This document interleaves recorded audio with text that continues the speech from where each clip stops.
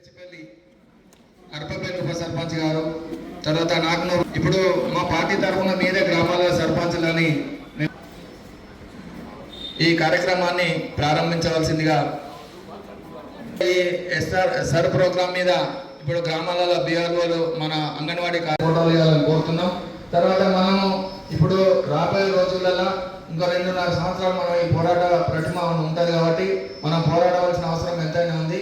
మనము ఇంకొకటి ఏంటంటే ఇంకా చాలా అంటే మేము తెలియజేసింది అంటే చాలా మంది ఈరోజు మీ ఎంబడి ఇప్పుడు మనం కాంగ్రెస్లో ఉండే అందరూ మీ ఎంబడి వచ్చి ఇప్పటి కూడా మనం కండువాలు కప్పుకోలేదు అనుకుంటే మేము కూడా ఇక ఎదుటోళ్ళకు చెప్పేటువంటి కూడా కొంతమంది ఇప్పటికి కూడా దాన్ని సంశయం చేస్తారు. కాబట్టి మీరు దాన్ని మీరు పూర్తి స్థాయిలో అధ్యక్షుల వారితో సంప్రదించి మీరు ఈ కార్యక్రమాన్ని త్వరలో పెట్టాలని కోరుతున్నాం.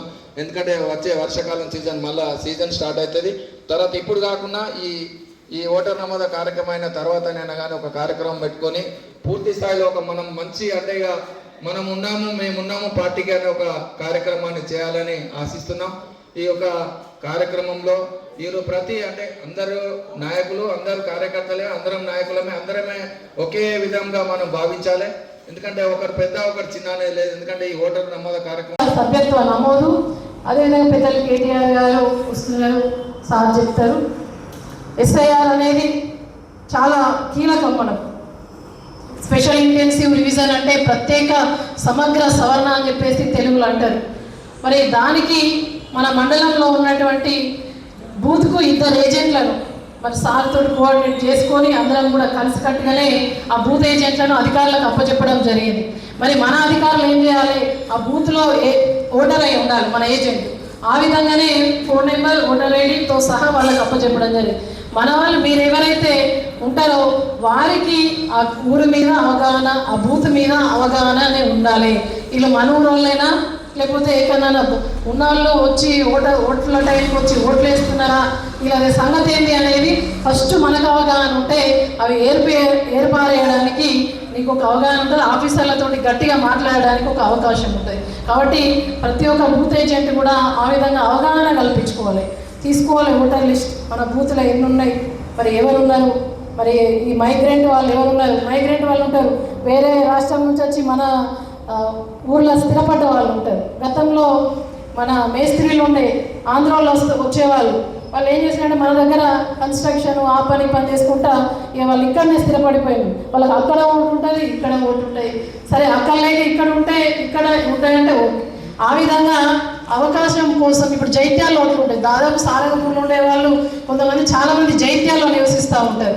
ఆ విధంగా ఉన్నవాళ్ళు ఎక్కడన్నా ఒకటే మరి ప్రజాస్వామ్యబద్ధంగా రాజ్యాంగం కల్పించిన హక్కు ఓటు కాబట్టి ఒక్క దగ్గర వేస్తేనే అది చెల్లే విధంగా ఎస్ఐఆర్ అనేది మరి ప్రక్రియను కేంద్ర రాష్ట్ర ప్రభుత్వాలు ముందుకు తీసుకురావడం జరిగింది. అంటే భారత రాష్ట్ర ఎన్నికల సంఘం దీన్ని ముందు ప్రవేశపెట్టడం జరిగింది. కానీ ఇవాళ మనం ఎందుకైనా కూడా అప్రమత్తంగా ఉండాలి. ఎందుకంటే ఇలా కేంద్రంలో ఉన్నది మోడీ ప్రభుత్వం. మోడీ ఏం చెప్తేనే ఆ రూల్స్ అండ్ రెగ్యులేషన్స్ వాళ్ళు పాటిస్తారు. కాబట్టి ఏదైనా కూడా ఎన్నికల సంఘం మాకేంది వాళ్ళు చేస్తున్నారని తప్పించుకుంటారు. వాళ్ళు చెప్పే మాట అట్లుంటుంది. కానీ ఎందుకైనా కూడా చాప కింద నీరు లెక్క వాళ్ళు ఎట్లా వస్తారు, పని ఏం చేయరు. ఇలా బీజేపీ చేసిన పని వాళ్ళు ఉన్నదా, ఏం చేయరు. కేవలం ఒక పేరు పట్టుకొని వస్తారు, కులం పేరు పట్టుకొని వచ్చి ఓట్లు దండుకుంటారు. అదేవిధంగా ఇలా బూత్ ఏజెంట్లు కూడా మన ఓటర్ల ఈ ఎస్ఐఆర్ యొక్క ప్రక్రియ విధానంలో కూడా మనం బాధ్యతాయుతంగా పనిచేయాలి. ఈ మరణించిన ఓట్లు ఉంటే కూడా అవి కూడా తొలగించేసేయాలి.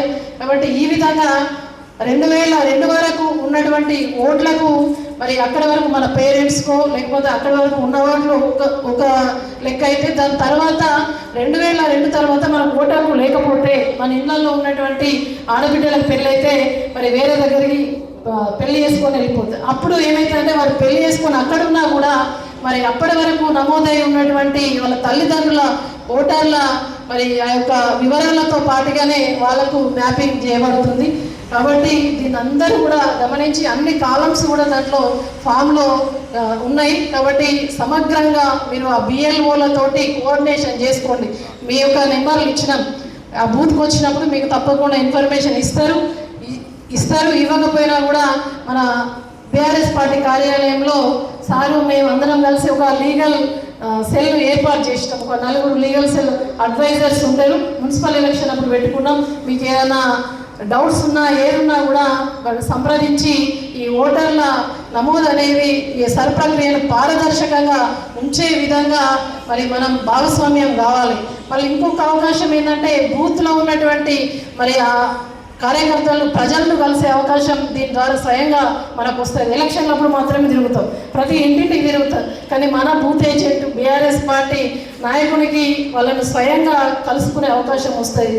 వాళ్ళకు మంచిది చెడేది కూడా మీతో చెప్పుకునే అవకాశం, మంచి అవకాశం. కాబట్టి దీన్ని సద్వినియోగం చేసుకోవాలని చెప్పేసి మా యొక్క మిత్రులందరికీ కూడా విజ్ఞప్తి చేస్తూ సారంగపురం మండలానికి చెందిన BRS party booth level agents అట్లాగే ముఖ్య కార్యకర్తల సమావేశానికి అతిథులుగా విచ్చేసినటువంటి జగిత్యాల తొలి జిల్లా ప్రజా పరిషత్ అధ్యక్షురాలు సీనియర్ బీఆర్ఎస్ నాయకులైనటువంటి సోదరి దావ వసంత గారు, కార్యక్రమం నిర్వహింపజేస్తున్నటువంటి మిత్రులు రామచంద్రారెడ్డి గారు, అట్లాగే గతంలో ప్రస్తుతం ఇవాళ సారంగాపూర్ బీఆర్ఎస్ మండల శాఖ అధ్యక్షులుగా బాధ్యత నిర్వర్తిస్తున్నటువంటి తేల్ రాజు గారు, అట్లాగే మా మిత్రుడు సోదరుడు కోనాపూర్ సర్పంచ్ ఆకుల రమేష్ గారు, సీనియర్ బీఆర్ఎస్ నాయకులైనటువంటి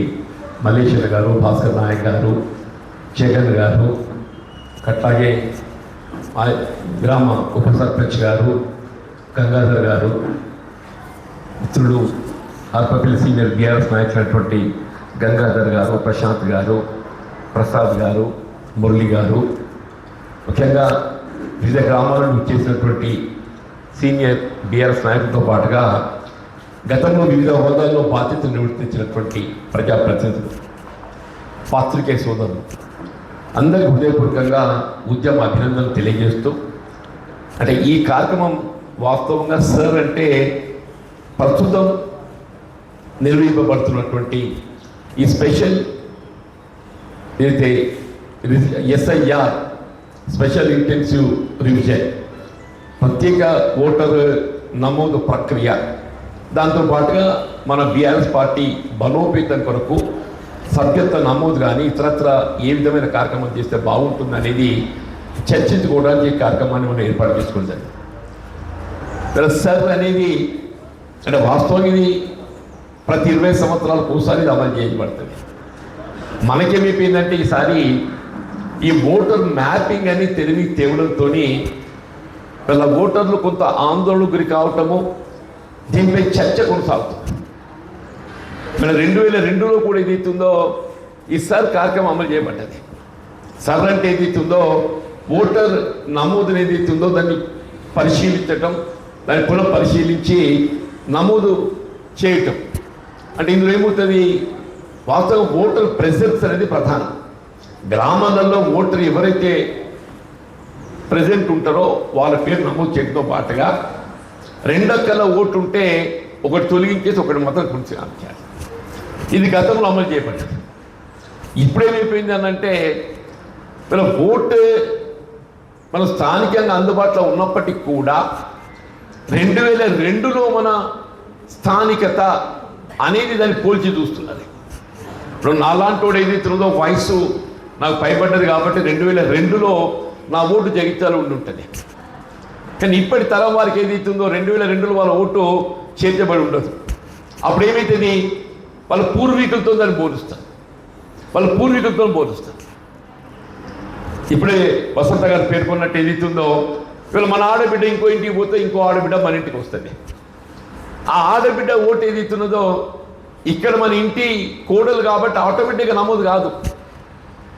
ఆమె తల్లిగారింటి గారి వాళ్ళ పేరెంట్స్తో ఏదైతుందో దాన్ని మ్యాపింగ్ చేసి అప్పుడు దాన్ని ఏదైతుందో ధృవీకరిస్తాం. ఇక్కడే సమస్య వస్తుందని చెప్పి అంటున్నాను. ఇప్పుడు మనం ఏమైపోయిందనంటే సారంగపూర్ జగిత్యాల జిల్లా ఇక్కడ పెద్ద ఇబ్బందులు ఉండకపోవచ్చు. ఇక్కడ మనకి ఏమైపోయిందంటే పక్కన పూర్వ ఆదిలాబాద్ జిల్లాతో సంబంధాలు ఏర్పరచుకున్నాం, నిజామాబాద్ జిల్లాతో సంబంధాలు ఏర్పాటు చేసుకున్నాం, ఇంకా ఇతర జిల్లాలతో ఏర్పాటు చేసుకున్నాం. అప్పుడు ఏమైతుంది, మళ్ళీ ఈ ఓటర్ మ్యాపింగ్ అనేది వాళ్ళ స్థానికతతో మనం దాన్ని లింక్ చేయబడినప్పుడు మాత్రమే అది కొనసాగుతుంది. ఇది కొంత ఏదైతుందో ఇబ్బందికరమైన అంశం అని చెప్పక తప్పదంట. వాస్తవంగా ఏదైతుందో ఈ సర్ ఏదైతే నిర్వహణ కార్యక్రమం చేపట్టబడుతుందో ఇందులో ప్రధాన పాత్ర వీళ్ళ కేంద్రంలో అధికారంలో ఉన్నటువంటి భారతీయ జనతా పార్టీ, ప్రతిపక్షంలో ఉన్నటువంటి కాంగ్రెస్ పార్టీ అని చెప్పండి.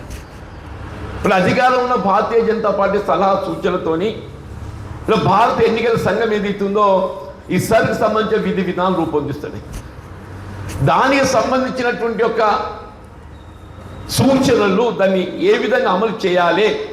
నేనేమంటున్నానంటే ఇప్పుడు 2002లో లేని కొత్త నిబంధనలు ఇప్పుడు మీరు ఎందుకు చేరుస్తున్నారు? ఈ కార్యక్రమం ఇవాళ కొత్తది కాదు, కానీ 2002లో అమలు చేసింది. మీరు 2002లో ఎట్లా అమలు చేసినారో గట్లా అమలు చేయండి. 2002లో ఎట్లా అమలు చేసినారో అట్లా చేయకుండా ఏదైతే కొత్త నిబంధనలతోని ఇవాళ మొత్తం అందరూ ఏదైతుందో ఒక విధమైన గందరగోళం ఆందోళనకు గురి చేస్తున్నారని చెప్పండి. అది కూడా ఏమైపోయిందంటే ఇప్పుడు మనకు ఒక నెల లోపల ఓటర్ నమోదు సంబంధించినటువంటి ఒక ఎలక్ట్రానిక్ రోల్ ఫామ్ మనకు అందిస్తారు. ఆ వివరాలతో పాటుగా మనం దాన్ని పూరించి ఆ సంబంధిత బిఎల్ఓకు బూత్ లెవెల్ ఆఫీసర్ దాన్ని సమర్పించాలి. ఈ మ్యాపింగ్ కూడా వాళ్ళు నెల లోపల పూర్తి చేయాలి. ఇప్పుడు అసలు ఈ నెల లోపల ఈ ఓటర్ నమోదు సంబంధించినటువంటి ఒక నమోదు ఫామే పూర్తిగా వాళ్ళు సర్వ్ చేస్తారనేది అనుమానం చెప్పంటున్నాను. ఇంకా ఇంతవరకు ఏదైతుందో 25% కూడా కాలేదు. ఇంతవరకు ఏదైతుందో ఈ ఓటర్ నమోదు సంబంధించినటువంటి ఒక నమోదు ఫారం ఏదైతుందో మన ఇళ్ళలో ఇంకా 20% కూడా సమర్పించబడలేదు. ఇచ్చిన తర్వాత దాన్ని పూరించి మనం బిఎల్ఓకి ఇవ్వాలి. బిఎల్ఓ మ్యాపింగ్ సంబంధించి ఇతరత్రా ఎక్కడో దూర ప్రాంతంలో ఓటు ఉంటే ఆ ఓటును కనుగొనాలి. ఇదంతా నెల లోపల అయ్యేది కాదు. మరి నెల అనేది ఎందుకు పెట్టిండో ఎవరికి అర్థం కావటం లేదే. ఇప్పుడు వెస్ట్ బెంగాల్ అంటే ఏదైతుందో అక్కడ సాధారణ శాసనసభ ఎన్నికలు ముందొస్తూ వస్తున్నాయి కాబట్టి ఏదైతుందో ఆడ కొంత షార్ట్ టైం లోపల మీరు నిర్వహించారు. ఇక మనకి ఏ ఎన్నికలు లేవు. ఇప్పుడు ఇక్కడ ఏ ఎన్నికలు లేవు. మొత్తం ప్రక్రియ అంతా 3 మాసాల్లో పూర్తి చేయబడే విధంగా వాళ్ళ కార్యక్రమం రూపొందించారు. ఇప్పుడు 3 మాసాలు కాదు, ఇంకో 3 మాసాలు పొడిగించండి. 3 మాసాలు కాదు, ఇంకో 3 మాసాలు పొడిగించండి అని చెప్పి అంటున్నాను నేను. వీళ్ళు మీరేదైతే జూలై 24th వీళ్ళు చివరి దినంగా దాన్ని పేర్కొన్నారు. మనం దాని ఫామ్ తిరిగి సబ్మిట్ చేయడానికి 1st of August ఏదైతే ప్రిలిమినరీ నోటిఫికేషన్ వాళ్ళు ఇస్తున్నారు. వారం లోపల ఏదైతే సాధ్యమవుతుంది. ఎవరో ఒక ఓటర్ ఏదైతుందో వీళ్ళు జూలై 23కో 24కో అది తిరిగి సబ్మిట్ చేస్తాడు. దాని మ్యాపింగ్ అనేది వారం లోపల ఇవన్నీ సాధ్యమవుతుందా? మీరు ఎందుకు దీన్ని ఇంత ఆదరాబాదరగా చేసి వీళ్ళు తెలంగాణ పౌరులను ఆందోళన గురి చేస్తుంది? దీన్ని ఏంటి, ఒక 1 month ఈ పరిశీలనకు సమయం ఇవ్వండి. ఇప్పుడు August 1st ప్రిలిమినరీ నోటిఫికేషన్ కంటే ఆగస్టు మాసం మొత్తం ఏదైతుందో ఈ ఓటర్ మ్యాపింగ్ ప్రక్రియ చేయటానికి ఒక 1 month మీరు సమయాన్ని పొడిగించండి. అప్పుడు ఏమైతుంది, ఈ preliminary notification it goes to 1st September. Preliminary notification it goes to 1st September. 1st September preliminary notification జారీ చేయబడ్డట్టయితే దాని మీద మన అభ్యంతరాలు తెలపడానికి ఫామ్ 6 ఏదైతుందో మళ్ళీ ఒక 1 month సమయం ఇస్తారే మనకు.